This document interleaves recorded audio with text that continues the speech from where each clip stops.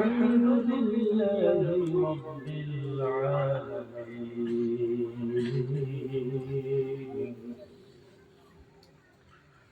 الصلاة والسلام على سيد الأنبياء والمرسلين.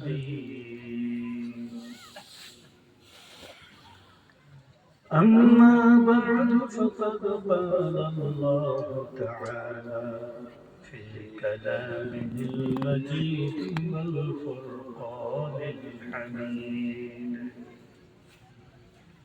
أعوذ بالله من الشيطان الرجيم.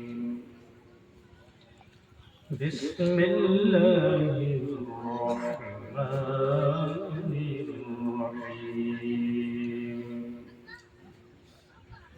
الذي خلق الموت والحياة ليبلوكم أيكم أحسن عملا وهو العزيز الغفور.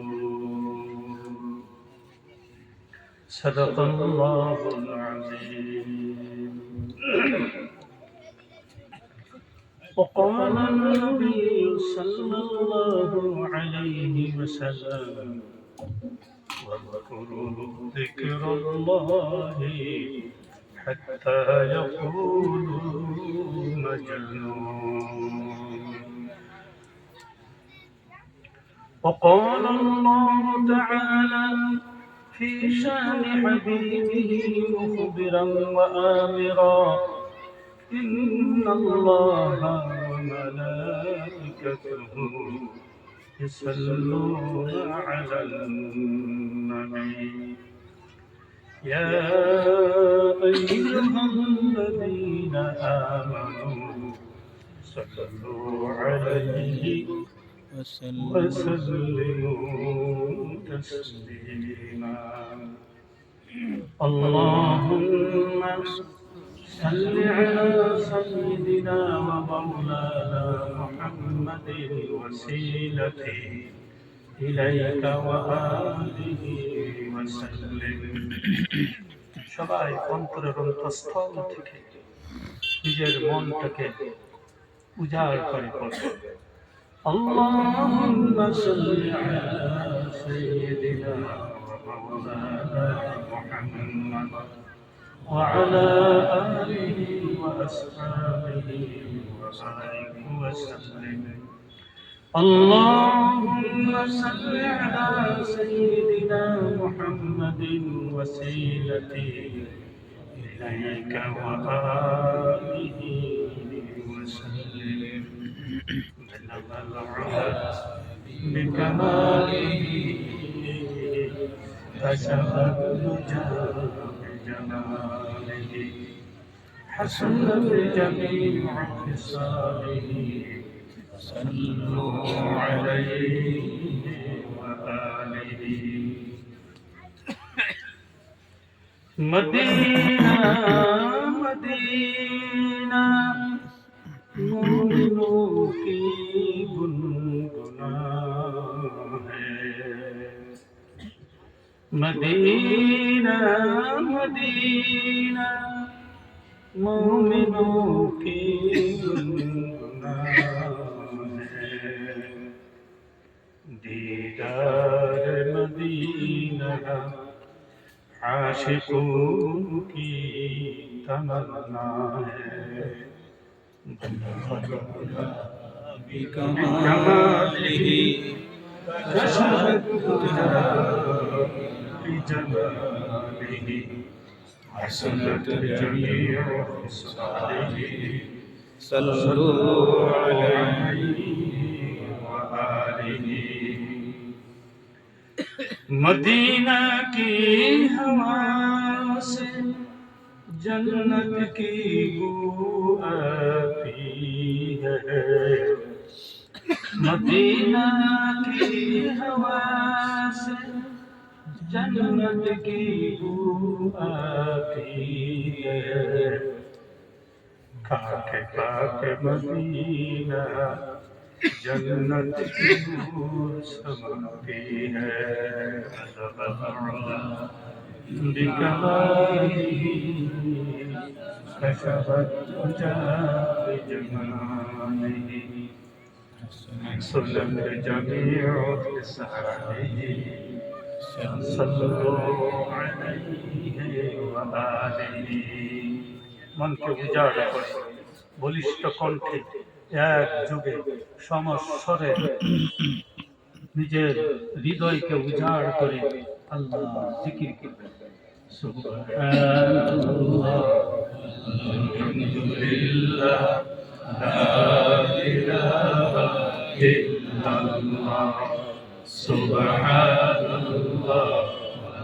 আলহামদুলিল্লাহ লা ইলাহা ইল্লাল্লাহ লা ইলাহা ইল্লাল্লাহ লা ইলাহা ইল্লাল্লাহ লা ইলাহা ইল্লাল্লাহ লা ইলাহা ইল্লাল্লাহ সুবহানাল্লাহ আলহামদুলিল্লাহ লা ইলাহা ইল্লাল্লাহ জোরে লা ইলাহা ইল্লাল্লাহ আরো জোরে লা ইলাহা ইল্লাল্লাহ লা ইলাহা ইল্লাল্লাহ লা ইলাহা ইল্লাল্লাহ লা ইলাহা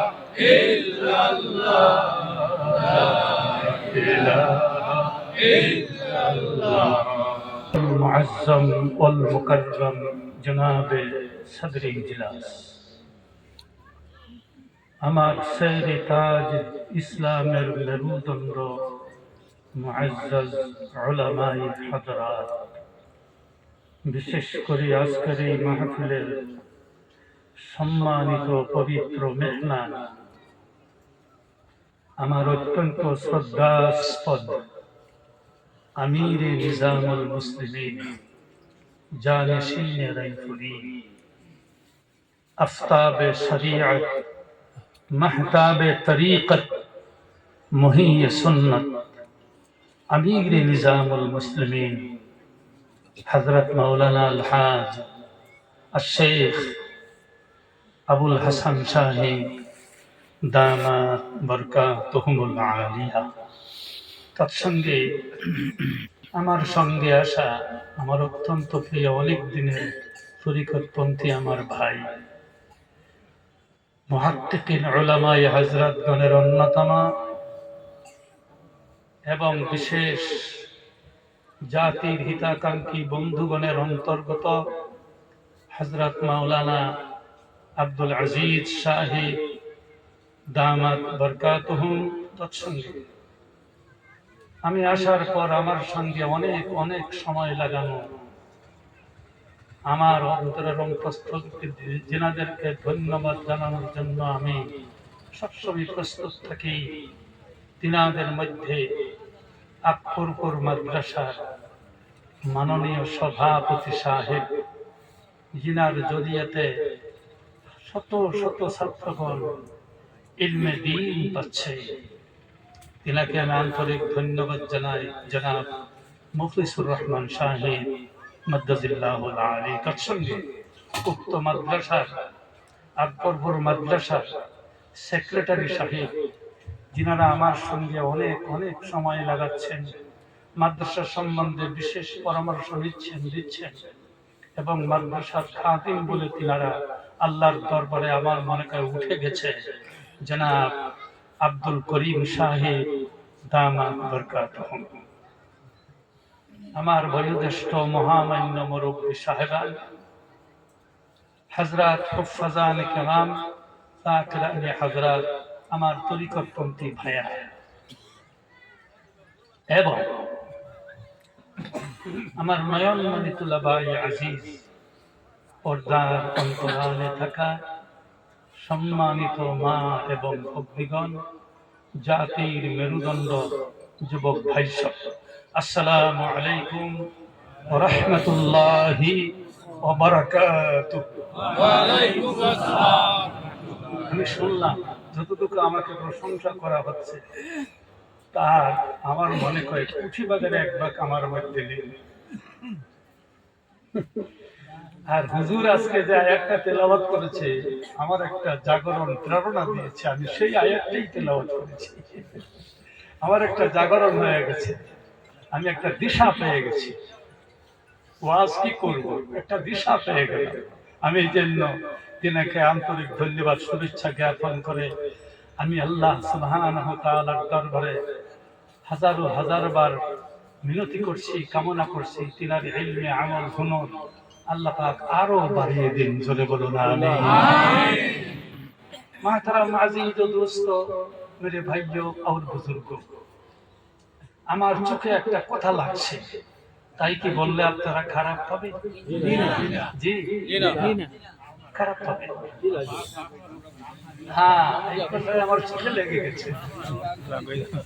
আপনারা আসলে আমার তরিকতপন্থী ভাইরাই জ্ঞানী, তাদের যদি কি আল্লাহ তো বলেই দিয়েছে আল্লাযীনা ইন্না ফী খালকিস সামাওয়াতি ওয়াল আরদি ওয়াখতিলাফিল লাইলি ওয়ান নাহারি লাআয়াতিন লিউলিল আলবাব الذين يذكرون الله قياما وقعودا وعلى جنوبهم ويتفكرون في خلق السماوات والارض। আল্লাহ জ্ঞানী বলে না আখ্যায়িত করেছে যারা আল্লাহর জিকির করে, সুবহানাল্লাহ। তারা আমার ইশারায় কথা বুঝে গেছে। আমার চোখে লাগছে আর বলছি আজকের মাহফিলটা আমার এত ভালো লাগছে, মানুষ কম হতে পারে কিন্তু মাহফিলটা অত্যন্ত ভালো লাগছে, যেহেতু সব আমার ভাই।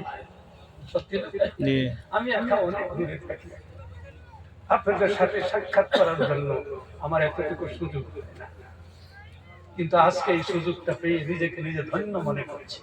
আলহামদুলিল্লাহ।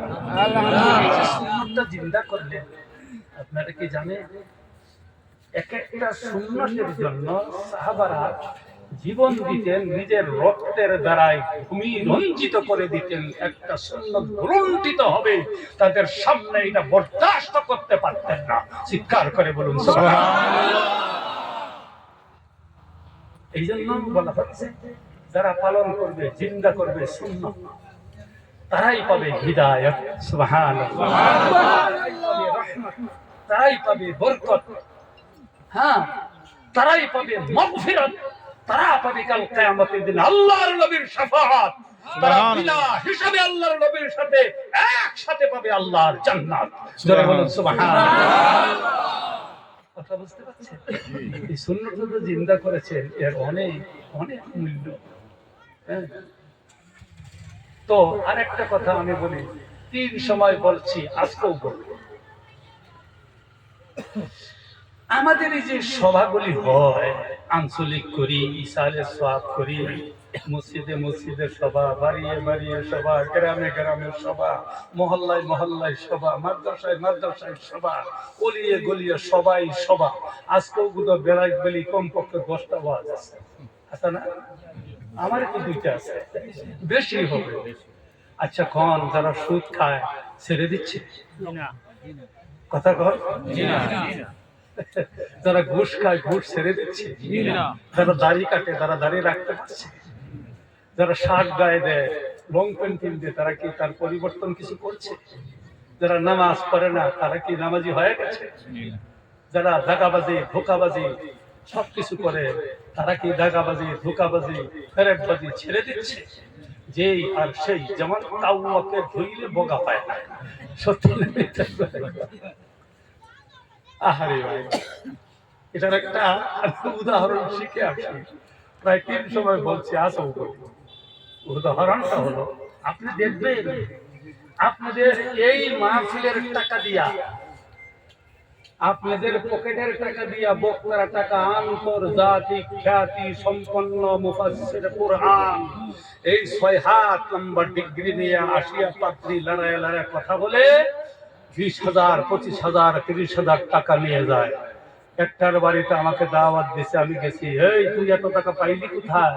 বলে হুজুর আপনার পাশে বহুত দিন ঘুরছি, ওয়াজ শিখছি, এই ওয়াজের টাকা দিয়ে বিল্ডিং বালাখানা বানাচ্ছি। চিন্তা করছে? তাদের আপনাদের পয়সার দ্বারা ওয়াজিদের বিল্ডিং বালাখানা বনে গেছে, কিন্তু জাতির পরিবর্তনের বিন্দুই দৃষ্টি করে নাই।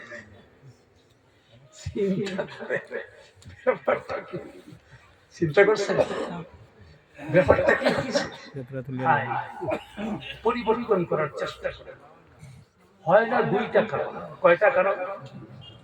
দুইটা কারণ আমি বলি। এক নম্বর কারণ হলো, এক বেচারার এক ছেলে তার জ্বর আসছে। জ্বর আসছে, আপনারা কি করেন? জ্বর হচ্ছে, তাপ উঠে গেছে, নানি তাপ উঠে গেছে, আমি বলি গেছি তাপ উঠে গেছে। হে বেচারা গেছে ডাক্তারের কাছে, স্যার আমার তো বাচ্চার জ্বর, তাপ উঠে গেছে। বয়স কত?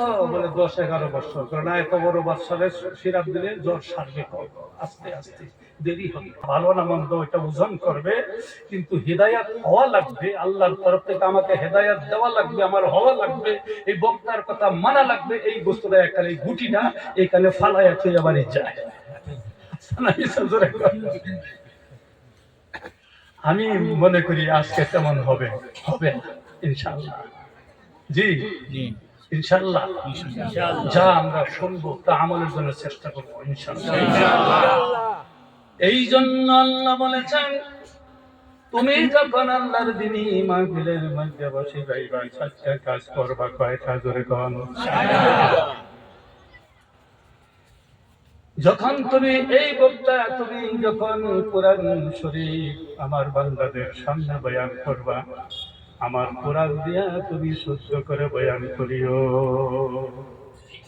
তোমার জীবনে ব্যক্তিগত একটা কথাও তুমি এখানে বলে দিও না। ও ভাই, দুনিয়ার সব কিছু মানুষে বুঝে, বুঝে না নাই? জোরে কন। অমানুষ যে ছেলেরা পড়ে, ওই ছেলেরা আল্লাহর তারা যে পরীক্ষা দেয়, পাশ করে, এই বইগুলি তারা বুঝিয়া পড়ে না না বুঝিয়া পড়ে? জোরে বলুন। মেট্রিক ফার্স্ট ডিভিশন পাস করার জন্য, লেখার মার্ক পাস করার জন্য, পাস করার জন্য যে লেখাপড়াটা করে, এই কিতাবগুলি বুঝিয়া পড়ে না না বুঝিয়া পড়ে? এমএ পাস করছে, বিএ পাস করছে, ল পাস করছে, ম্যাজিস্ট্রেট হয়ে গেছে, MA pass, CS, BA, BCom পড়ে, এমবিবিএস পড়ে, বড় বড় ডাক্তার হচ্ছে। এরা কিতাব বুঝিয়া না না বুঝিয়া? জোরে বলুন। পৃথিবীর বুকে একটাই মজলুম কিতাব যেটা বুঝা তো দূরের কথা, পড়াও জানে না। সত্যি না মিথ্যা? জোরে আছে না? বুঝা তো দূরের কথা, পড়া পড়তেও জানে না।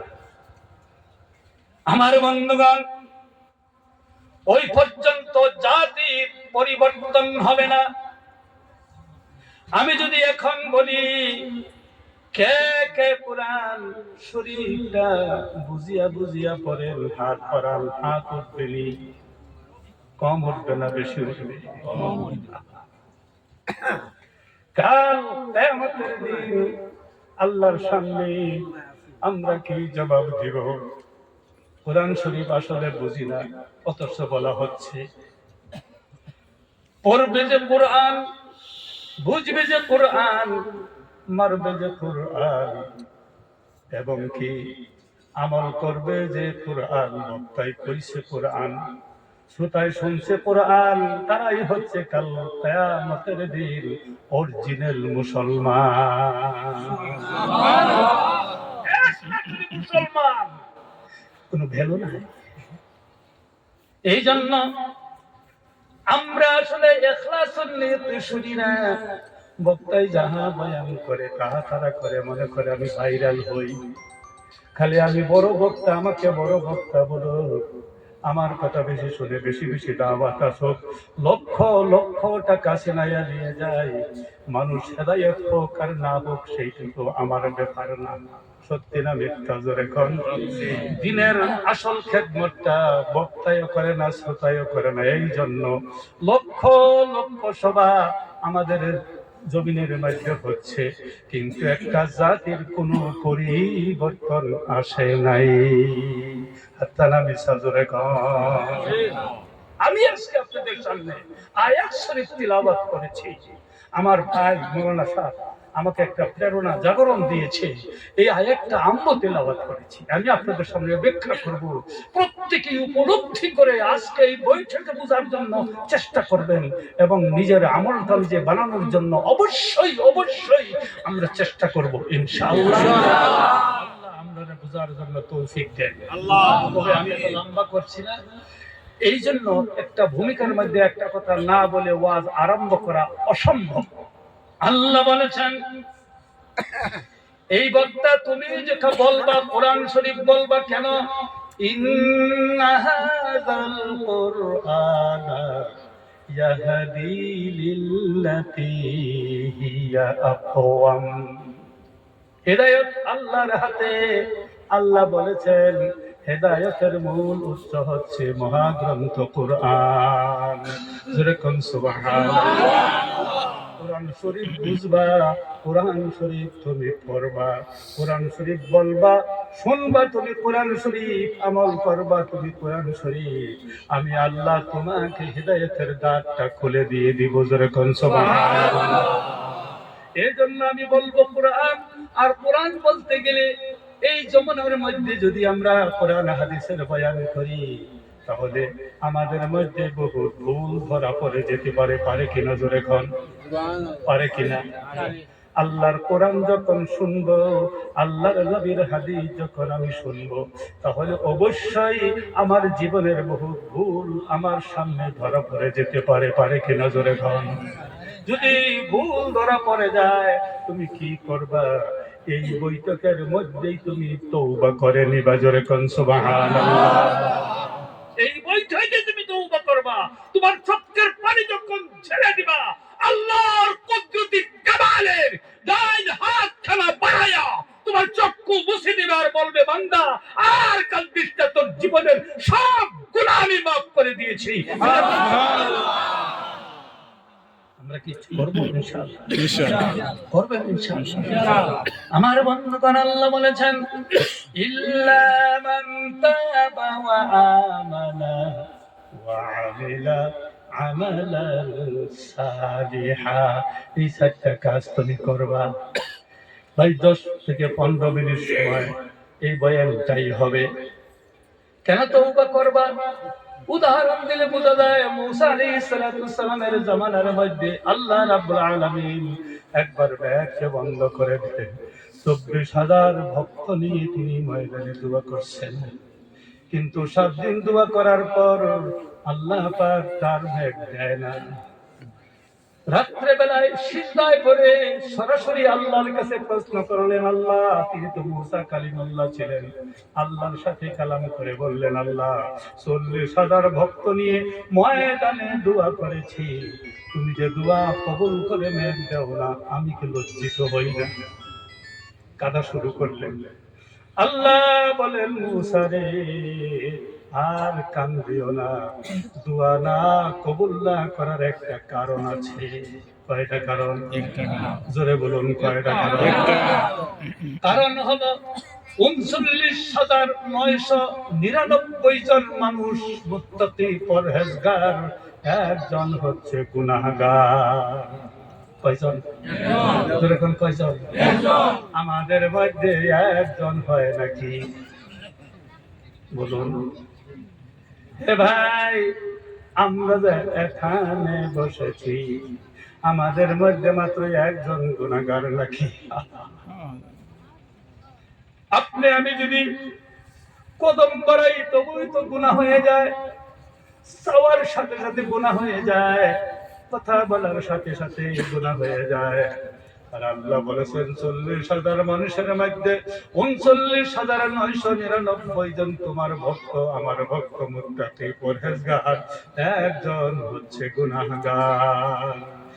একে যদি তুমি এই মাহফিল থেকে উঠায়া না পাঠাও, আমি তোমার দোয়াকে কবুল করব না। কিরকম বুঝছেন? আমরা যে গুনাহ করি, যদি মুসার উম্মত হতাম, ঈসার উম্মত হতাম, অন্যান্য নবীর উম্মত হতাম, রাত্রি গুনাহ করতাম, সকালে মুখটা কুত্তার সুরত হয়ে যেত, যারা করে নাউজুবিল্লাহ, বান্দরের সুরত হয়ে যেত, শুয়োরের সুরত হয়ে যেত। কিন্তু আল্লাহর নবী দোয়া করেছেন, আল্লাহ আমার উম্মত স্বল্প হয়েছে, আমি থাকবো না দুনিয়াতে, কিয়ামত পর্যন্ত আর নবী আসবে না। হে আল্লাহ, তুমি আমার উম্মতকে যদি তওবা করার সময় না দাও, কুত্তা বানায় দাও, বান্দর যদি তুমি বানায় দাও, আল্লাহ কাল কিয়ামতের দিন আমি তোমার সামনে মুখ দেখাবো কেমনে? আল্লাহ বলেন, যাও নবী, মৃত্যুর আগ পর্যন্ত তাকে তওবা করার সময় দিয়েছি, ও যদি তওবা করে আমি তার জীবনের সব গুনাহ মাফ করে দিব। আমরা করতে রাজি না তো?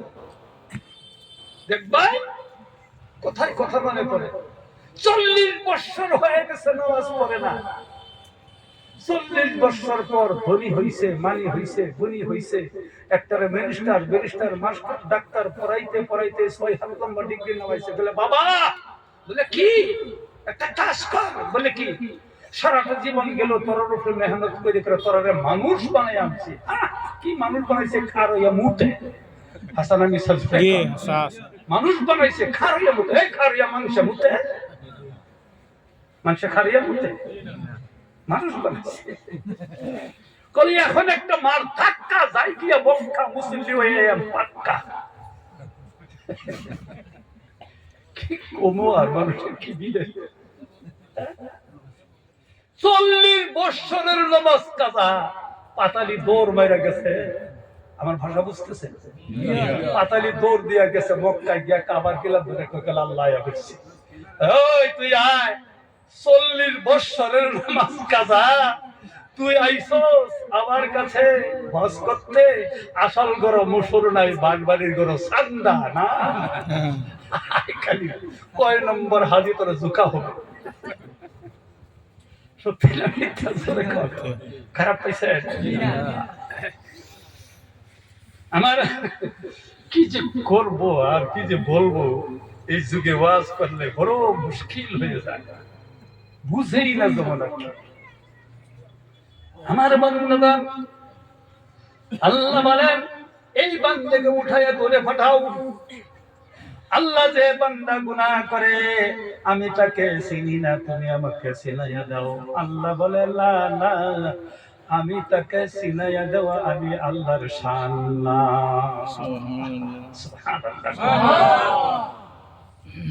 চিনাই দিতে পারি।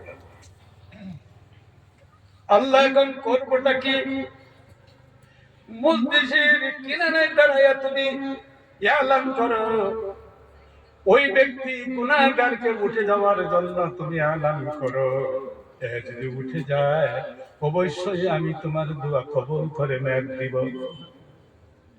40,000 মানুষ মুসা আলাইহিস সালাতু সালাম সেখানে গিয়ে বললেন, ও আমার সম্প্রদায়, আজকে রাত্রে আল্লাহ আমাকে খবর দিয়েছেন আমি 40,000 মানুষ নিয়ে এখানে দোয়া করতে বসেছি।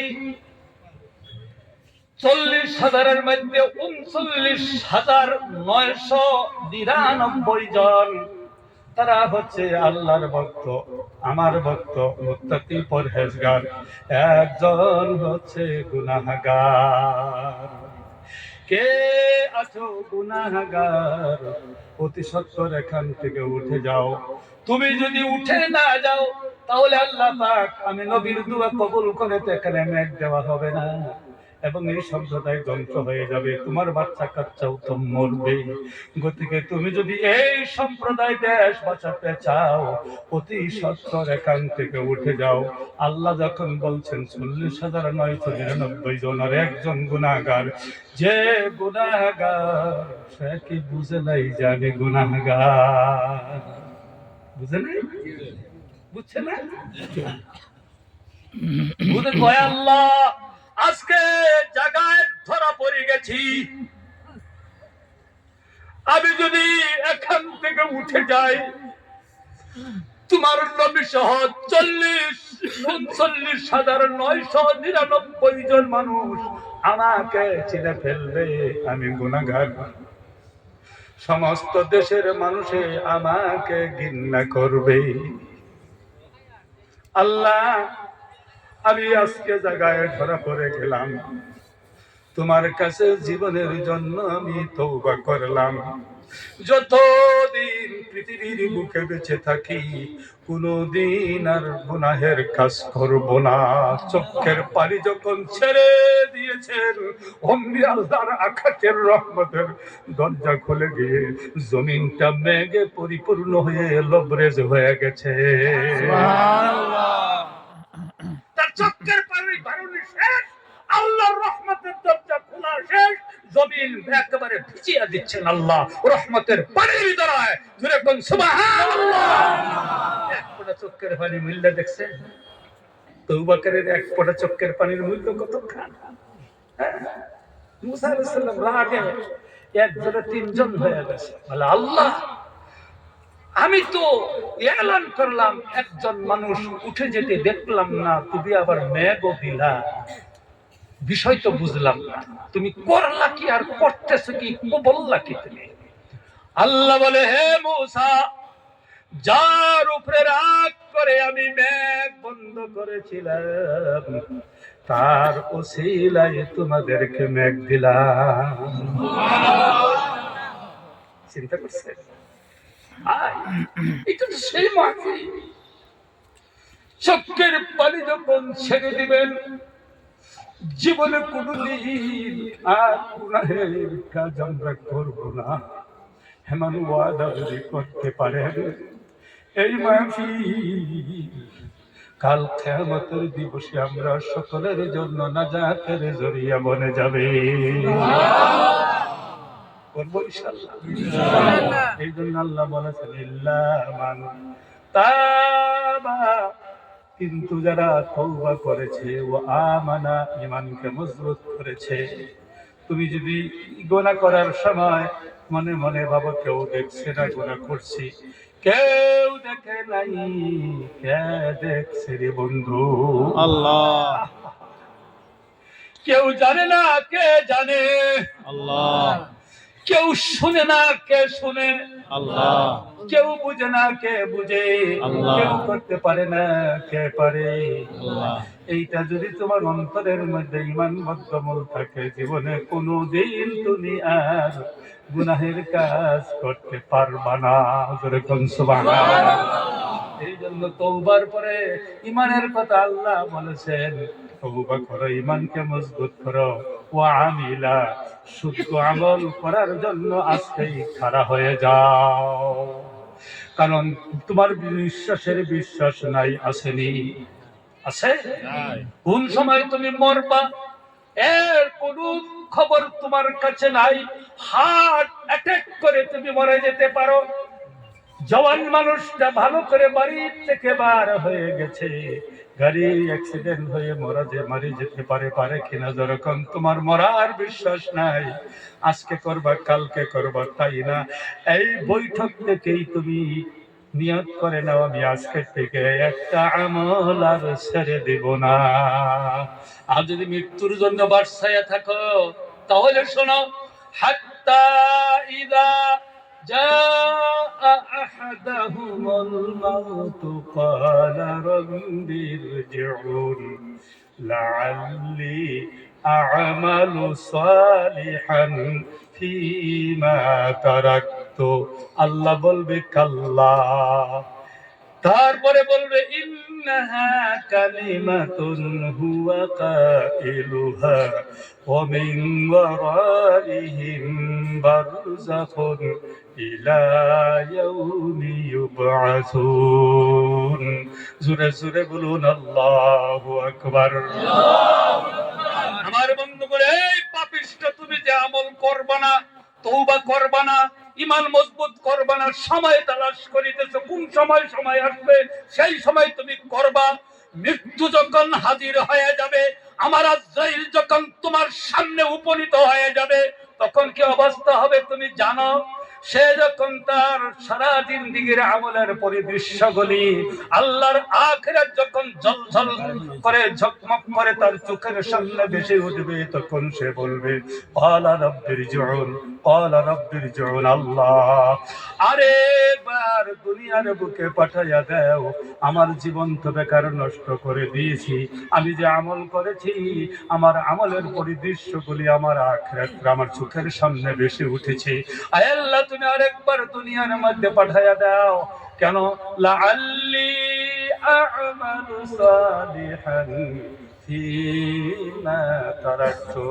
আল্লাহ, ভালো ভালো আমলগুলি আমি নষ্ট করে দিয়েছি। নামাজটা পড়ি নাই, আরেকবার যদি পাঠাও তাহলে নামাজটা পড়বো। রোজাটা রাখি নাই, আরেকবার যদি তুমি দুনিয়ার মধ্যে পাঠাও তাহলে আমি রোজাটা রাখবো। হজটা করি নাই, আল্লাহ আরেকবার দুনিয়ার মধ্যে পাঠাও, আমি হজটা করব। আল্লাহ, আমি চিল্লা দেই নাই, আরেকবার যদি পাঠাও চিল্লা দিয়ে নামাজটা শুদ্ধ করব। রায়পুর তো যাই নাই, মুরিদ আজকে হইমু কালকে হইমু, এইভাবে দিনটা পার হয়ে গেল, মৃত্যু আমাকে গ্রাস করে নিচ্ছে। আরেকবার যদি তুমি সময়টা দাও, দৌড় দিয়ে রায়পুর গিয়ে মুরিদ হয়ে আল্লাহ তোমার জিকিরটা আমি ছেড়ে দিয়েছিলাম করব। আল্লাহ, যতগুলি আমল আমি বেকার নষ্ট করে দিয়েছি, সব আমলগুলি আল্লাহ আমি অবশ্যই করব, দাও। আল্লাহ রাব্বুল আলামিন তাকে উত্তর দিবেন কাল্লা। আল্লাহু আকবার বলেন। কাল্লা, কখনো না। 60 বছর, 70 বছর, 80 বছর, 100 বছর, 20 বছর, 30 বছর, 25 বছর, বিভিন্ন ধরনের সময় তোমাকে দিয়েছি। আর তুমি যখন করো নাই, খালি বারসাইছো করবা করবা। এখন তুমি বলছো আমি যখন তোমাকে দুনিয়ার মধ্যে পাঠাই তাহলে তুমি আমলটা করবা। আমি আল্লাহ বললাম কাল্লা, কখনো তোমাকে এই সুযোগ আর দেওয়া হবে না। তোমাকে কিয়ামত পর্যন্ত চোখের আড়াল করে দিয়েছি, তুমি কিয়ামত পর্যন্ত এইভাবেই থাকতে হবে, আমার আলমে বরজত থাকতে হবে। তুমি কি জানো? এই পাগল, তুমি কি বুঝো? ইন্না জাহান্নামা কানাত মিরসাদা। এই পাপিষ্ঠদের জন্য আল্লাহর জাহান্নাম খাপ পেতে বসে আছে। আল্লাহু আকবার বলেন। তুমি তো দুনিয়ার মধ্যে মাতবরি করতেছো, আমলের নিষ্কাশে আসবে না। তুমি জানো তোমার জন্য খাপ পেতে জাহান্নাম বসে আছে। ইন্না জাহান্নামা কানাত মিরসাদা।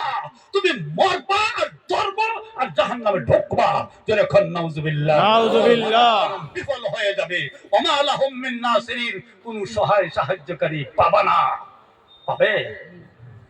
তারপরে কি হইবে জানো? ওয়ালাহুম আযাবুন আলীম। এইখানে ওমা লাহুম মিন নাসিরিনের পরে দিয়ে আল্লাহ আযাবুন আলীম ব্যবহার করছে। একটা আযাব, কোরআন শরীফে 3টা শব্দ ভয়ানক। একটা আযাবুন শাদীদ, একটা আযাবুন আযীম, একটা আযাবুন আলীম। কয়টা হলো? 3টা। মন থাকবে? বয়ানটা অন্যদিকে চলে যাচ্ছে, আমি আয়াতের দিকে যাব এখন। তো ভাই, আশা করি আমল করব আমরা ইনশাআল্লাহ। আশা করি আজকের থেকে ইনশাআল্লাহ, আজকের থেকে ইনশাআল্লাহ। এখন থেকে আমল সোজা করুন। বাড়িতে যাওয়ার সময় আপনার নাই। এই বৈঠকে আপনি তওবা করুন, আমলটা শুদ্ধ করুন, পরিশুদ্ধ করুন, আমলটা মজবুত করুন, আল্লাহর দিকে ধাবিত হয়ে যান। কোন সময় আপনার জীবন চলে যাবে আপনার কোনো ভ্যালু আছে? যেরকম ভ্যালু আছে নাই। আমার বন্ধুগণ, কোন কথাটা বলছিলাম? এই যে আমল অবশ্যই আমাদের করতে হবে। তুমি যখন নাকি বিভিন্ন কাজ তুমি করবা, প্রত্যেক কাজের মধ্যে আল্লাহকে স্মরণ রাখবা। ইনশাআল্লাহ রাখবো, ইনশাআল্লাহ ইনশাআল্লাহ রাখবো। আল্লাহ আমাদেরকে আমলের জন্য তৌফিক দান করে দিন। জোরে বলুন আমিন। এখন আসুন, আমি যে কথাটা উঠাইছিলাম এটা ভুলে গেছি, হঠাৎ আমার জেহেন থেকে চলে গেছে, বোধহয় আল্লাহর মসলিহত নাই। এখন আসুন, আমি যে আয়াত শরীফটা তিলাওয়াত করেছিলাম, আমার হযরত যে আয়াতটা তিনি আমাকে আজকে জাগরণ করে দিয়েছেন, ভুলে গিয়েছিলাম, আজকে আমাকে প্রেরণা দিয়েছে।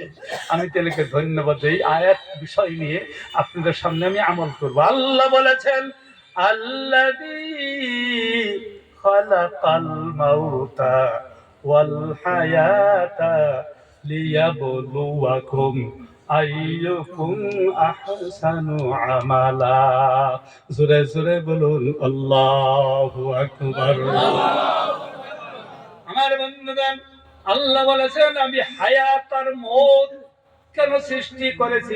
লিয়াবলুয়াকুম, প্রত্যেকের জন্য, আমলের জন্য। কে ভালো আমল করতে পারে, মন্দ আমল করতে পারে, এইটা পরীক্ষা করার জন্য আমি তোমার হায়াত আর মওত সৃষ্টি করেছি। এখন আসুন, আর একটা আয়াতের ব্যাখ্যা না করা পর্যন্ত আয়াত আপনার বুঝে আসবে না। খুব ভালো করে বুঝেন।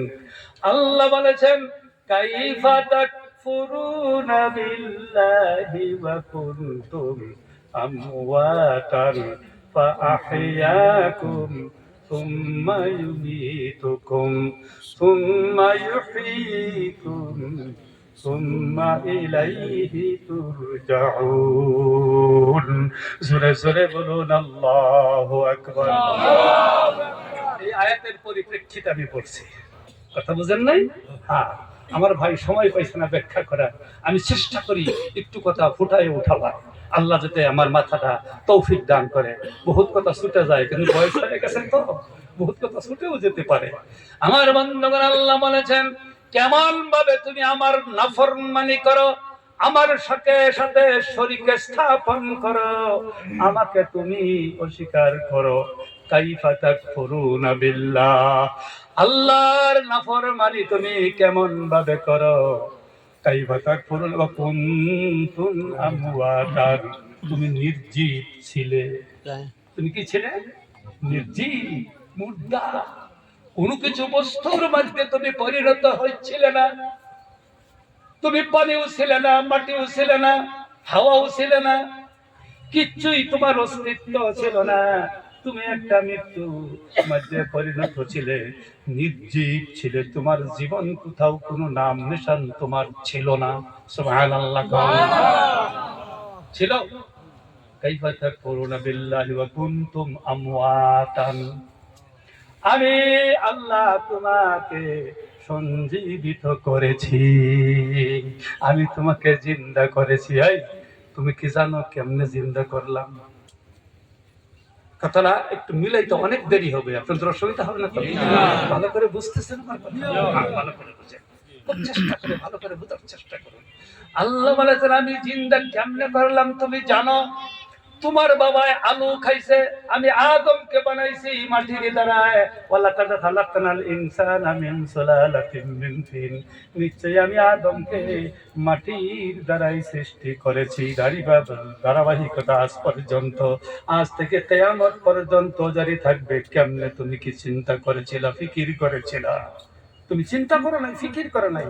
তুমি আলু খাইছো, কচু খাইছো, বেগুন খাইছো, মাছ খাইছো, মাংস খাইছো, পরোটা খাইছো, রুটি খাইছো, শাক সবজি খাইছো, ফলমূল খাইছো, vitamin A, vitamin B, vitamin C, vitamin D complex, বিভিন্ন ধরনের বস্তু তুমি খাইছো। কিছু অংশ পায়খানা হয়ে গিয়েছিল, কিছু অংশ পেশাব হয়ে গিয়েছিল, কিছু অংশ ফসফমিন হচ্ছে, কিছু অংশ রক্ত হচ্ছে, সব থেকে নির্যাস বাহির করেছি এক ফোঁটা। সুম্মা জাআলনাহু নুতফাতান ফি কারারিন মাকিন, এক ফোঁটা রক্ত, এক ফোঁটা নুতফা আমি তোমাকে সৃষ্টি করে আমি মানুষ বানাইলেন কেন তুমি জানো? এই পাগল, তুমি ভালো করে বুঝো, আমি তোমারে জীবিত করতে কতখানি দেরি লাগছে, আর কতখানি আমার এই কতখানি ভবিষ্যৎ চিন্তা করতে হচ্ছে, ফিকির করতে হচ্ছে। আমি হুকুম দিয়েছি, তুমি হয়েছ, তোমাকে বানানোর কতখানি দূরদর্শিতা আমার ছিল, তুমি ভালো করে বুঝো। আল্লাহ বলেছেন আমি এইভাবে চিন্তা করলাম, তোমার ভিতরে আমি এক ফোঁটা নাপাক পানীয়, তোমার একটি সংরক্ষিত সংরক্ষিত স্থানে সংস্থাপন করে, প্যাকেট করে, সুন্দর করে, ভালো করে রেখে দিয়েছি। মানুষ এখনো বানাই নাই।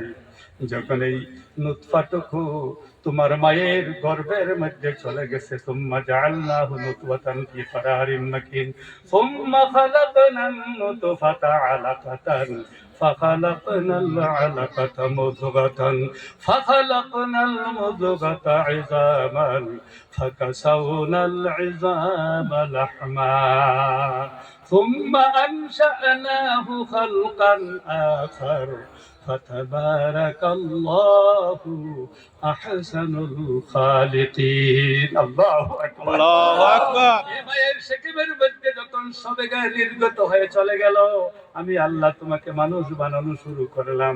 খুব ভালো করে বুঝো, তোমাকে কিভাবে আমি জিন্দা করছি তুমি জানো কি? খুব ভালো করে বুঝো, মায়ের শেকেমের মধ্যে যখন তুমি চলে গিয়েছ, আমি সেখানে তোমার মার কাম করছে, আমি আল্লাহ তোমাকে বানাইতে ব্যস্ত রয়েছি। সুবহানাল্লাহ। তোমার মা ঘুমাইছে, আমি আল্লাহ তোমার বানাইতেছি, তোমার মা জানে না। এটা ছেলে সন্তান মেয়ে সন্তান কি হবে তারপর কেউ জানে না। তোমার মা কাজ করছে, আমি বানাইছি। তোমার মা ঘুমাইছে, আমি বানাইতে রয়েছি। সুবহানাল্লাহ। সত্যি না? তোমার মা এই দিক সেই দিক চলাফেরা করেছে, উঠেছে, বসেছে, আমি আল্লাহ তোমার মার পেটের মধ্যে তোমাকে তৈরি করার ব্যস্ত রয়েছি।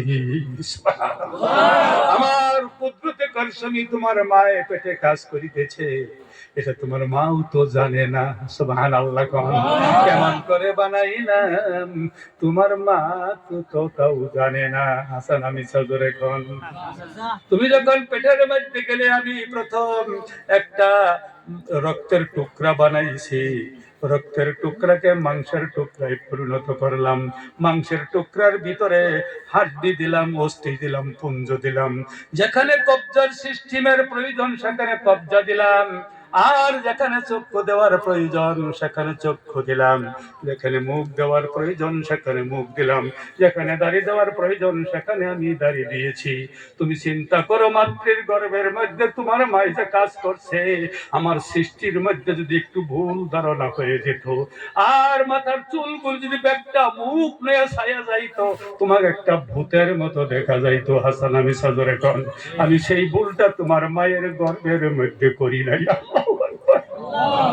আল্লাহু আকবার। দেখো, তোমার মুখটা সামনে লাগাইছি, পিছে লাগাইলে কেমন হতো? তোমার চক্ষুটা তোমার সামনে লাগাইছি, আবার কি করছি জানো? হ্যাঁ, তোমাকে আমি যেভাবে সুন্দর দেখা যাবে, ভালো দেখা যাবে, উৎকৃষ্ট দেখা যাবে, সেইভাবেই তোমার মায়ের গর্ভের মধ্যে আমি বানাইছি। সুবহানাল্লাহ। হ্যাঁ, আমি সুন্দর করে তোমার মার গর্ভের মধ্যে বানাইছি, আবার আমি তোমার ফিকিরও করেছি। সুবহানাল্লাহ। কি ফিকির করছি? এই জমিনাত থাকতে তুমি যে মাটির সৃষ্টি, মাটির উপাদান তোমার খেতে হবে, ভাত খেতে হবে, পরোটা খেতে হবে, রুটি খেতে হবে, মাছ মাংস খেতে হবে, নচেত তোমার শরীরের ভিটামিন এ, ভিটামিন সি, প্রোটিনগুলি পরিপূর্ণতা হবে না, আর তুমি নষ্ট পাবে।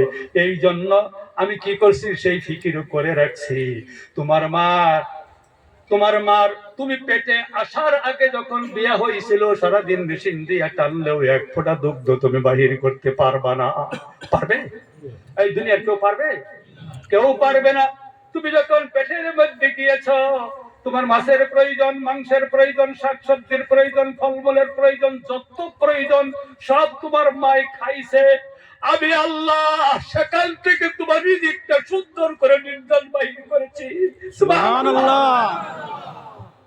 তোমার মার পেটের মধ্যে পায়খানা, পেশাব, শরীরের মধ্যে বিভিন্ন কিছু দাঙ্গা বস্তু সব থেকে বাহির করেছি।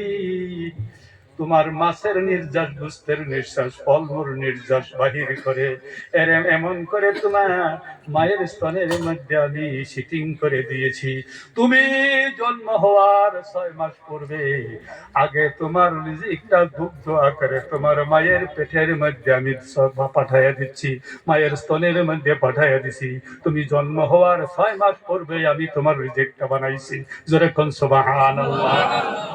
এখন রিজিক করে পাগল, তুমি জন্ম হওয়ার 6 মাস পূর্বে আল্লাহ তোমার রিজিক আগে বানাইছে, পরে তোমার বানাইছে।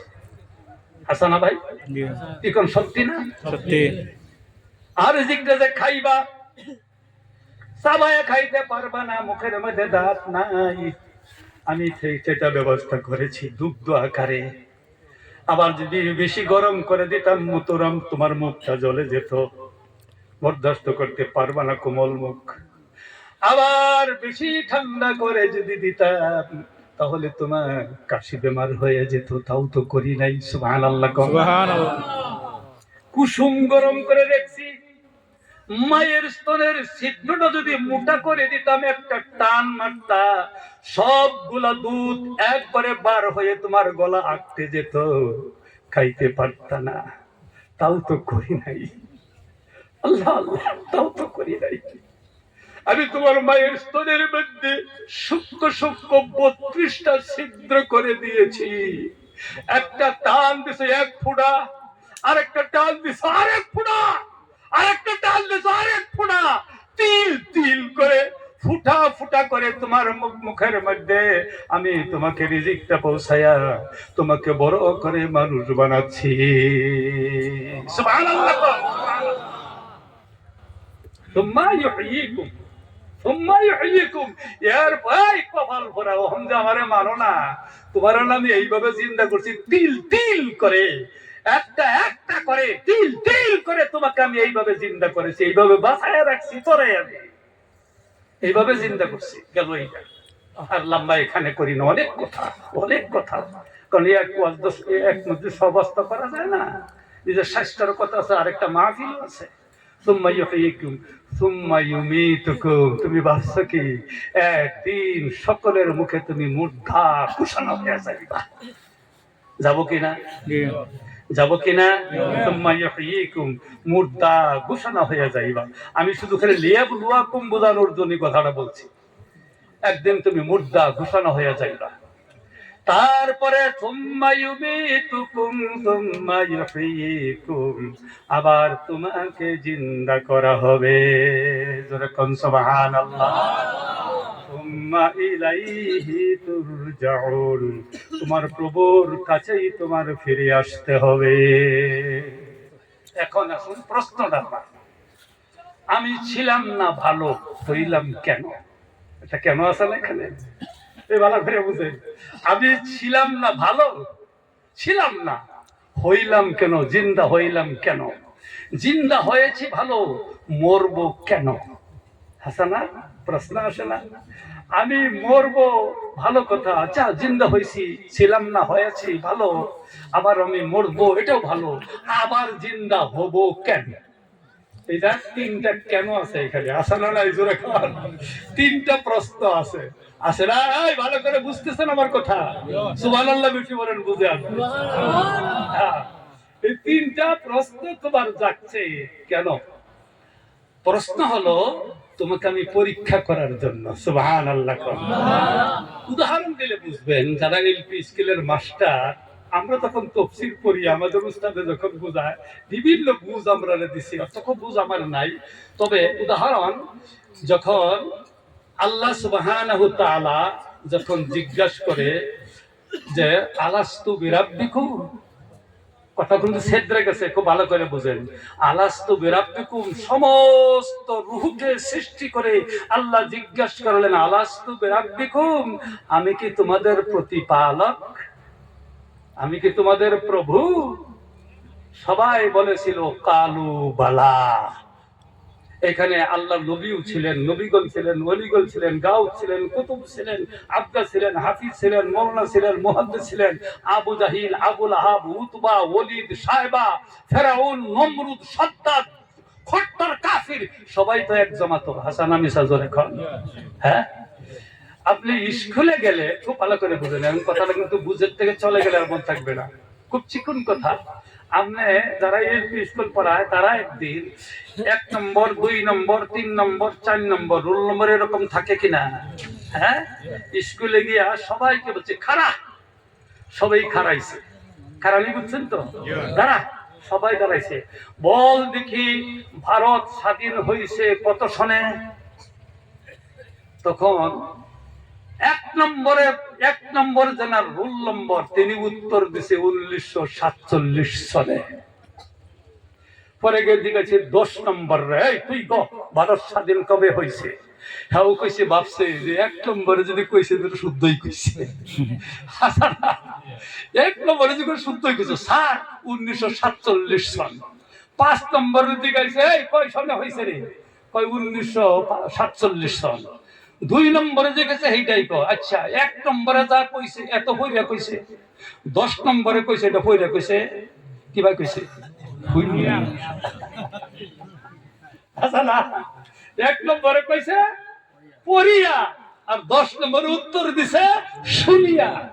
এখন যদি 1 নম্বরে 5 নম্বর দেয়, 10 নম্বরে ফেল নম্বর দেয়, হ্যাঁ যদি জিজ্ঞাসা করে স্যার হ্যাঁ কইছে 47, আমি কেন 48 কইছি, আমাকে ফেল করবেন কেন? প্রশ্ন হবে না? আবার যদি 10 নম্বরে সমান নম্বর দেয়, হুজুর স্যার এত সারাদিন দেখি বিরিং খেলায়, ল্যাংটা হইয়া রাস্তায় রাস্তায় ঘুরে, সারাদিন খেলাধুলার মধ্যে মতো কোনোদিন লেখাপড়া করতে দেখি না, আর আমি 24 ঘন্টা কিতাব নিয়ে বসে থাকি, আমারও দিলেন 10 নম্বর, হেরও দিলেন 10 নম্বর, তাহলে আমার মেহনতের ভ্যালু কি থাকলো? আল্লাহ স্যার আমার মেহনতের ভ্যালু কি থাকলো? তাহলে দুজনের ব্যাপারে প্রশ্নের সম্মুখীন হবে কিনা? ঠিক আল্লাহ যখন জিজ্ঞাসা করলেন যে তোমাদেরকে আমি কি তোমাদের রব, তো 1 নম্বর আল্লাহর নবী বলেছেন আলাস্তু বিরাব্বিকুম ক্বালু বালা, নিশ্চয় আল্লাহ আপনি আমাদের প্রভু। আবু জাহিল হুন্না কই হ্যাঁ প্রভু। নমরুদ কয় প্রভু। এটা তো সিনেমাতে বহুত আছে, আগা পিছা কইছে বহুত, মধ্যে কইছে, শেষে কইছে, তো শেষে কইছে, মধ্যে কইছে, কিন্তু কইছে বে হ্যাঁ প্রভু। কারণ হেরা হুন্না কইছে না বুঝে কইছে? আবু জাহিল কইছে বুঝে কইছে না হুন্না কইছে? এখন যদি সবেরই কয় তুমি বেহেশতি, এটা প্রশ্নের সম্মুখীন হবেন কিনা আল্লাহ? আল্লাহ বলে না, মাস্টারে কইব তোমরা তো কইছো বুঝছি, যাও একটা পরীক্ষার হল আছে তোমাদের জন্য, আচ্ছা না?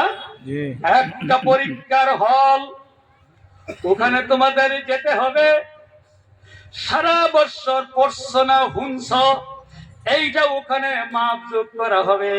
3 ঘন্টা সময় থাকবে, কাগজ কলম তোমাদেরকে সব কিছু দেওয়া হবে, তোমাদেরকে স্বাধীন করে দেওয়া হবে। সেই জায়গায় পরীক্ষায় যদি ফেল করো তাহলে তুমি 10 নম্বর ফেল। 1 নম্বর যদি হতে চাও তাহলে সেখানে নাম্বার নিয়ে তোমার পাস করতে হবে। এই পরীক্ষার হলের মধ্যে যখন বসায় দেয় সময়টা নির্ধারিত থাকে কিনা জোরে ঘন? হ্যাঁ, জ্ঞানটা স্বাধীন থেকে মাস্টার সেখানে ব্যাগ নিয়ে যায় না, লাঠি নিয়ে যায় না, খাতাগুলোর সামনে দিবে আর কলমটা হাতে দিবে, তুমি লেখো। এখন বোঝা যায় ও 1 নম্বর না 10 নম্বর। হাসালা মিসাজুর এখন আল্লাহ বলে আমি যে হায়াত সৃষ্টি করছি, তোমরা যে কইছো আলাস্তু বিরাব্বিকুম ক্বালু বালা, না না এটা হয় না, আমি সন্তুষ্ট হতে পারি নাই। দুনিয়া একটা পরীক্ষার হল আছে, ওখানে তোমার যেতে হবে, ওখানে তোমার জ্ঞানটা স্বাধীন করে দেওয়া হবে, তোমার সময়টা নির্ধারিত করে দেওয়া হবে, তোমার কত বৎসর বাঁচবে তোমার জ্ঞানটা স্বাধীন করে দেওয়া হবে, ভালো মন্দ বুঝবার ক্ষমতা দেওয়া হবে, মাথায় তোমার জ্ঞান দেওয়া হবে, শক্তি দেওয়া হবে, সামর্থ্য দেওয়া হবে, রিজিক দেওয়া হবে, খাবার দেওয়া হবে, পানিও দেওয়া হবে, সূর্য তোমার গোলাম বানিয়ে দেওয়া হবে, আকাশকে তোমার গোলাম বানিয়ে দেওয়া হবে। আল্লাযী জাআলা লাকুমুল আরদা ফিরাশা, এই জমিনকে তোমাদের পায়ের নিচে বিছানা স্বরূপ বিছাইয়া দিয়েছি। সুবহানাল্লাহ, আরো জোরে সুবহানাল্লাহ। আকাশকে তোমার মাথার উপরে ছাদ স্বরূপ বানাইয়া দিয়েছি, তুমি যে পরীক্ষা পাস করবা তো ব্যবস্থাটা কি করছি আমি? সুবহানাল্লাহ, একটু গরম পানি দিও। পরীক্ষার জন্য জ্ঞানটা তোমার স্বাধীন করে দিলাম, বৈজ্ঞানিক বানাইয়া দিলাম, ডাক্তার বানাইয়া দিলাম, মাস্টার বানাইয়া দিলাম। দেখো তুমি পরীক্ষাটা যে ফেল করবা, ফেইলের কোনো রাস্তা তো আমি রাখি নাই, আমি আকাশ থেকে জমিনের উপরে পরিবর্তন করি। সুবহানাল্লাহ, এই ব্যবস্থা করলাম। তুমি যে খাওয়া ভালো করে খাবা, কে দিয়েছে সেটা তুমি বিবেচনা করবা, তোমার জ্ঞান দ্বারাই, আকল দ্বারাই, বুদ্ধির দ্বারাই তুমি বিবেচনা করবা। তুমি দেখো এই দুনিয়ার মানুষেরা খুব ভালো করে তোমরা বুঝো আমি কি করছি। মহাসাগরের লবণাক্ত পানিগুলিকে আকাশের মধ্যে উত্তোলন করে রেখে দিয়েছি, যেরকম সুবহানাল্লাহ। তোমার জমিন যখন সার মুক্ত হয়ে গেছে, সার নাই, জমিন ফাটল ধরছে, হাল মারতে পারবা না, আমি তখন আল্লাযী আরসালার রিয়াহা বুশরাম বাইনা ইয়াদাই রাহমাতিহি হাত্তা ইযা কাল্লা সাহাবান থিকালান সুকনাহু ইলা বালাদিন মাইয়িতিন ফানজালনা বিহিল মাআ ফাখরাজনা বিহি মিন কুল্লিস সামারাত। সুবহানাল্লাহ। আমি একা বাতাসকে হুকুম দিলাম, বাতাস রে আমার বান্দার জমিন শুকায় গেছে, সুবহানাল্লাহ, আমার বান্দার জমিন গুলি ফাটল ধরেছে, এরা যদি হাল মারতে না পারে, রুয়া গাছ লাগাইতে না পারে, ফসল যদি লাগাইতে না পারে, কাল কিয়ামতের দিন আমাকে দায়ী করবে, আল্লাহ তোমার কাজ করতে পারি নাই, তুমি আকাশ থেকে বৃষ্টি দাও নাই, আর আমরা খাইতে পারি নাই, মইরা গেছি, ইবাদত করব আমি কেমনে? তুমি যাও আমার বাতাসকে ঠেলে ঠেলে বান্দার জমিনের উপরে নিয়ে যাও, যখন জমিনের উপরে নিয়ে আসে আমি ফুটা ফুটা আকারে বৃষ্টি প্রদর্শন করি, আমার বৃষ্টির পানি পাই আমার জমিন জিন্দা হয়। নববধূ যেমন নাকি গর্ভধারণের জন্য প্রস্তুতি নেয়, আমার আকাশের বৃষ্টির পানি পায়া মরা জমিন জিন্দা হয়ে তোমার খাদ্য সামগ্রী ফসল ধারণের জন্য তেমন প্রস্তুতি নেয়। তুমি এটা দেখো, জ্ঞান হাসিল করো, পরীক্ষা দিয়ে পাস করার চেষ্টা করো। পরীক্ষা কেমনে কি জ্ঞান দিলাম তুমি বুঝো নাই? পাগল, তুমি বুঝো না কে? তুমি কেন বুঝো না? উদাহরণ দিলে, ছোট্ট উদাহরণ দিলে বুঝবেন। আপনার মাথার একটা চুল যদি ঝরে পড়ে যায়, চিন্তা করলেন আমার চুলটা ঝরে পড়ে গেছে, আমার মাথার মধ্যে একদিন, 2 দিন, 3 দিন, 1 বছর, 2 বছর, 3 বছর পুরো চুল একটাও থাকবে না, মাথাটা ইন্টারন্যাশনাল এয়ারপোর্ট হয়ে যাবে, জিলজিলা হয়ে যাবে, না লাগে পড়তে দিব না। হবে না? হতে পারে না? কি করে হতে পারে না? এইভাবে যদি চুল ঝরা শুরু করে, তো আমার মাথায় চুল থাকবে না, আমি নাইরা সোলা হয়ে যাবো, মাথাটা ইন্টারন্যাশনাল এয়ারপোর্টের মতো জিল জিল জিল জিল করবে, না আমি পড়তে দিব না। ওরা শুরু করলেন চুলটা হাতের মধ্যে নিয়ে, মুশরিক থেকে মুগরিব পর্যন্ত, শিমাল থেকে জুনুব পর্যন্ত, তামাম পৃথিবীর বুকে যত বুদ্ধিজীবী, যত ডাক্তার, যত কবিরাজ, যত বুদ্ধিমান, সকলের কাছে যান, বলুন ভাই আমার চুলটা মাথা থেকে জ্বরে পড়ে গিয়েছে, আবার তুমি ব্লাডের সঙ্গে কানেকশন করে আমার মাথায় লাগায় দাও, পারবে? পারবে? পারবে কেউ? তাহলে তোমার এই পরীক্ষায় পাশ করার জন্য এই জ্ঞান দ্বারাই খাটাও। তুমি ঝাঁকড়টা দিছি, তুমি বাবা আমার এই একটা চুলের গুড়ি যে মহান মহান সত্তার কুদরতে কারসাম বিরাজ করছে, এইটা পৃথিবীর কোন জাতের কোন মানুষের ক্ষমতা নাই, যেরকম সুবহানাল্লাহ। তুমি দেখো আর পরীক্ষায় পাশ করে তুমি বলো লা ইলাহা ইল্লাল্লাহ মুহাম্মাদুর রাসূলুল্লাহ, সুবহানাল্লাহ। এটাই বলছে আল্লাহু ইল্লাল্লাহ ওয়া না বিশরুফ অতরবলিন শাতান ফেরিং জান্নাম পশু সিদ্ধান চলচরান অদৃষ্টম কুরু কুরু বল, এটাই বলছে, বুঝেন নাই? আমার বন্ধুগণ, পরীক্ষায় পাস করবা, যদি ফেল করো, আমি যে কালো তোমাদেরকে কেমন করে পরীক্ষা করি শোনো। এই যে আলিম তুমি বংশ, আল্লাহ তোমার জন্য 2টা পরীক্ষা। কয়টা? 2টা। যেরকম কয়টা? 2টা। হে আলিম, এই পরীক্ষার মধ্যে ফেল হইও না, লেবলুয়াকুম, তুমি মৌতের আগে পরীক্ষায় পাশ করে 1 নম্বর হলো তোমাকে আলিম দিয়েছি, এই ইলমে জানিয়ে তুমি কতক্ষণ আমল করেছ। 2 নম্বর হলো এই ইলমের দ্বারাই তুমি উম্মতের কি ফায়দা পৌঁছাইছ। এই 2টা পরীক্ষায় যদি তুমি পাশ করতে না পারো রে আলিম, কাল কিয়ামতের দিন তুমি আল্লাহর দরবারে ডেকেছেন, মহাবিপদে পড়বে। কারণ দুনিয়ায় যদি একবার ফেল হও, পাশ করার সুযোগ আছে, আছে না নাই? জোরে কর।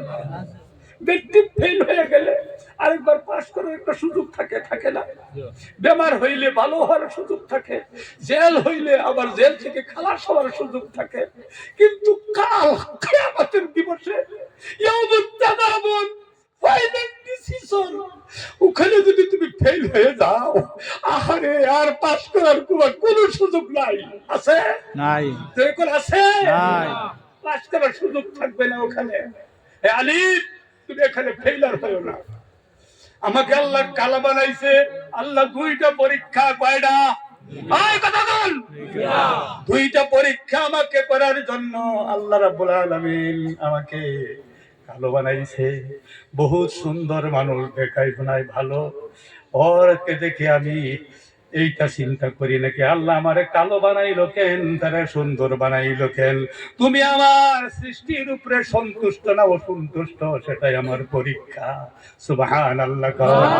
তারপরে তোমাকে আমি উপরে দিয়া কালো বানাইছি, ভিতরটা তুমি সাদা করছো না নাই, এইটাই আমার পরীক্ষা। আল্লাহু আকবার। কথা বুঝেন নাই? ফল তবকার মানুষগুলিকে আল্লাহ পাক পরীক্ষা করে, ধনীকে আল্লাহ পরীক্ষা করে। এই তোমার দুইটা পরীক্ষা করবাম, কয়টা? দুইটা। লিয়াবলুয়াকুম, দুইটা পরীক্ষার জন্য তোমাকে সৃষ্টি করেছি, ধন দিয়েছি। ধনটা কামাই করতে সময় হালাল করেছো না হারাম করেছো, এইটাই আমি পরীক্ষা করব।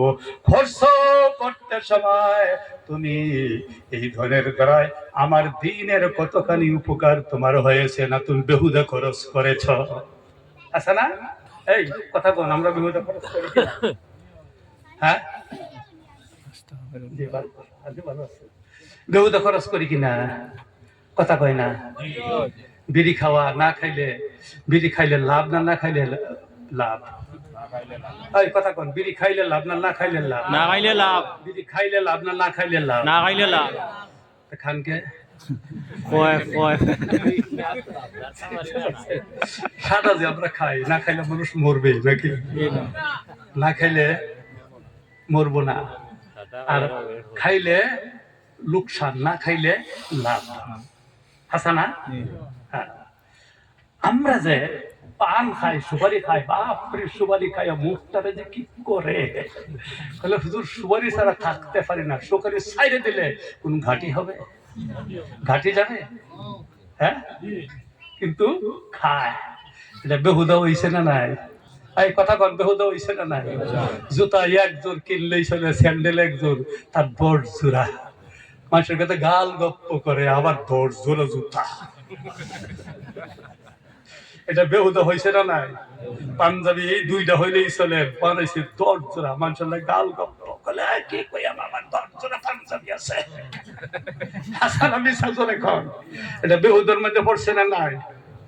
এইগুলি পরীক্ষা হইতেছে, কিন্তু আপনার পরীক্ষা হইতেছে।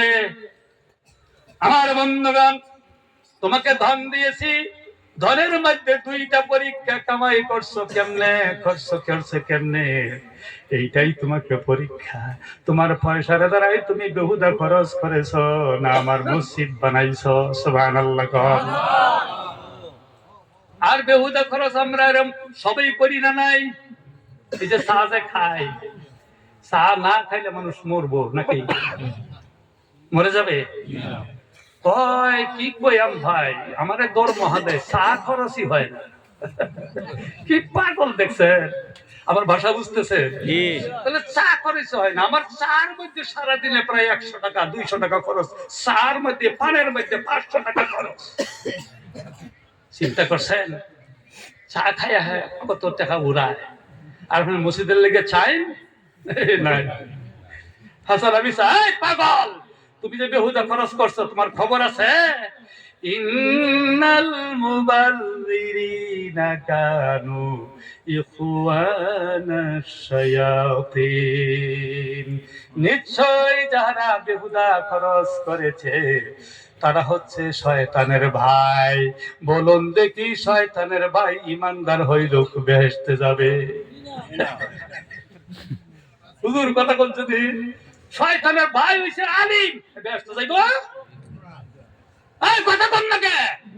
শয়তানের ভাই যদি জিকির করে চতুর্দিক ফুটে হালায় মাটি, যে বেহেশতে যাইব? কাল কিয়ামত দিন আল্লাহ ডাক দেয়, ওই শয়তানের ভাই এদিকে আয়। কিরম বুঝো? টাওয়ার থাকবে? আল্লাহ এই নাই পরীক্ষা করে তোমাকে, লিয়াবলুয়াকুম আইয়ুকুম আহসানু আমালা। তুমি কি আমলটা করে, শয়তানের আমল করেছো না আল্লাহ ওয়ালা আমল করেছো, আমার নবীর তরিকার উপরে আমল করেছো না আল্লাহর হুকুমের উপরে করেছো না শয়তানের বেহুদা খরচের উপরে আমল করেছো? এইটাই তোমাকে মূল পরীক্ষা হবে। প্রত্যেক জাতিকে, প্রত্যেক মানুষকে আল্লাহ পাক দুইটা করে পরীক্ষা করে। জি জি আমার বন্ধুগণ, শেষ করি প্রায় কথা। আপনারা অসুবিধা পাচ্ছেন না তো? দেখুন, এই যে আমরা বেহুদা খরচ করি, এই যে পরীক্ষা ফেল হইতাছি না পাস হইতাছি, যেরকম আমার ভাই আজকে একটা পয়সা আমার জাগায় দিল, আমার মনটার মধ্যে একটা উতাল উঠাই দিছে। আল্লাযী খালাকাল মাউতা ওয়াল হায়াতা লিয়াবলুয়াকুম আইয়ুকুম আহসানু আমালা। আমরা খালি পড়ি কুরআনটা, আসলে বুঝতো যদি প্রত্যেকটা মানুষ আল্লাহর ওলি হয়ে যেত। সুবহানাল্লাহ। আমার বন্ধুগণ, হযরতে রাসূলুল্লাহ সাল্লাল্লাহু আলাইহি সাল্লাম মক্কা বিজয়ের দিন ঘোষণা করে দিলেন, 5 জন মানুষ, 11 জন মানুষ, তার মধ্যে 6 জন পুরুষ, 5 জন নারী মোস্ট ওয়ান্টেড করে দিলেন। তাদেরকে যেখানে পাও সেখানেই হত্যা করবা। তার মধ্যে একজন ওহস ইবনে হারব, হযরত আলী রাদিয়াল্লাহু তাআলা আনহুকে দায়িত্ব দিলেন, তুমি তারা জাহান্নামে কতল করো, আমার চাচারে বিদীর্ণ করেছে। যাই হোক, লম্বা ঘটনা। বহু চেষ্টা করে আল্লাহর নবীর পায়ে ধরছেন।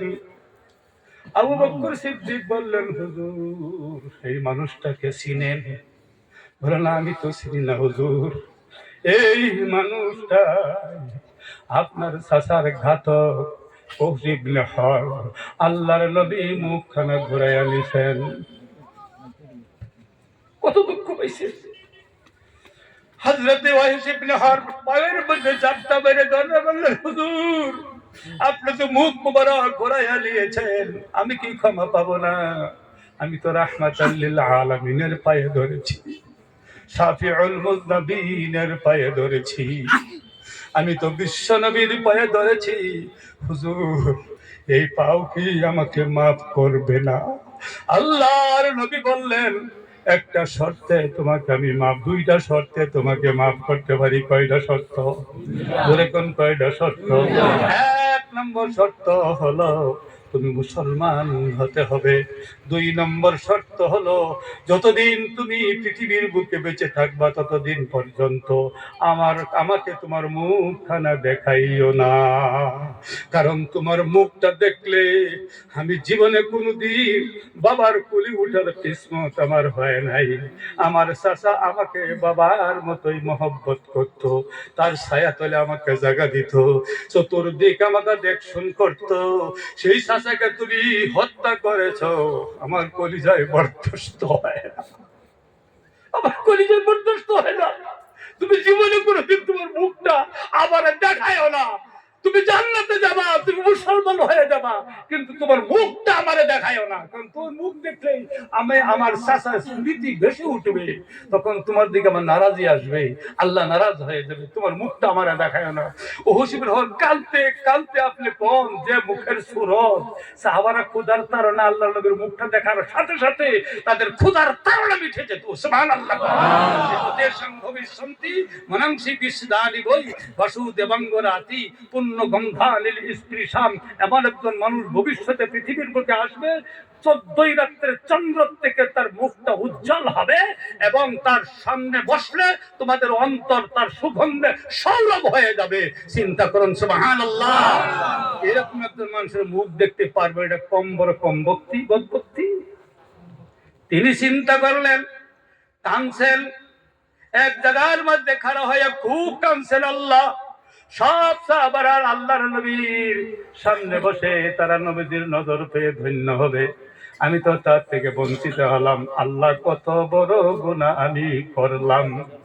হে আল্লাহ, ওই বললাম তাদের হাতে নিলেন, আল্লাহর কাছে দোয়া করলেন, আল্লাহ এই হাতের দ্বারাই আমি বিশ্ব নবীর চাচা ইসলামের শ্রেষ্ঠ বীরকে হত্যা করেছি।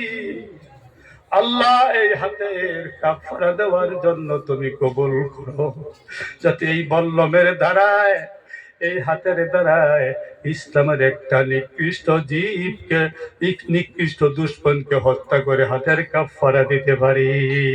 জোরে জোরে কোন সুবহানাল্লাহ। এই চোখের পানি, এই কান্না আল্লাহ কবুল করে নিয়েছে। আল্লাহর নবী চলে গেলেন, সাহাবাদের নিকটেও তিনাকে যেতে দিতেন না। যখন নাকি মুসাইলিমা কাযযাবের সঙ্গে যখন যুদ্ধ বেঁধে গেল, আল্লাহর কুদরত পাথরের আড়ালের মধ্যে বসে এই মুসাইলিমা কাযযাবকে সেই বল্লম মেরেছিল, পিছন বুক থেকে মেরেছিল। পিছন দিকের থেকে যখন বাহির হয়ে গেল, চিৎকার করে বললেন, আল্লাহ, হে আমার আল্লাহ, আমি এই হাতের দ্বারায়, এই বল্লমের দ্বারায় ইসলামের শ্রেষ্ঠ বীরকে হত্যা করেছি। তুমি আমার দোয়া কবুল করেছো। আজকে আমি হাতের দ্বারা ইসলামের নিকৃষ্ট জীবকে হত্যা করলাম, নিকৃষ্ট দুশ্মনকে হত্যা করে হাতের কাফারা দিলাম। আমার ভাই তিনি তখন শহীদি দরজা লাভ করেছিলেন। জোরে কোন সুবহানাল্লাহ। তাহলে আমরা যে সারা জিন্দেগি বহুদা খরচ করে শয়তানের ভাই আমরা হয়ে গেছি, আমাদের কি কাফারা নাই? জোরে কোন, কথা কয় না কে? না পয়সা দেওয়ান লাগবো? তাহলে কথা কর না কে? কাফারা নাই? সারা জিন্দেগির কাফারা আদায় হয়ে যাবে যদি আপনার টাকার দ্বারায় মসজিদটা বানায় দিতে পারেন। বলে, আল্লাহ, আমি তো দুনিয়ার থাকি, পরিবেশে গান্দা হয়ে গেছি, শয়তানের ভাই হয়ে গেছি, আমার এই পয়সার দ্বারা মসজিদটা আমি বানাইলাম। তাহলে ভাই আল্লাহ পাক আমাদেরকে গুনাহ মাফ করবে না? ঠিক কাফারা দিবে না? এই হাতের দ্বারা বিড়ি টানি না, এই হাতের দ্বারা সাদা বানাই না, এই হাতের দ্বারা পান মুখে দেই না, এই হাতটা আল্লাহর দরবারে বাড়ায় দেন, আল্লাহ এই হাতের দ্বারাই আমি মসজিদকে বানানোর জন্য 10,000 টাকা দিলাম। আল্লাহ বলে, যা বেহুদা খরচ যা করছিলি মান্না দিলাম, তুই মসজিদ বানায় দিছ। সুবহানাল্লাহ। আরো জোরে কোন সুবহানাল্লাহ। করবো না ইনশাআল্লাহ আমরা? তাহলে 10,000 টাকা কেনা দিবেন।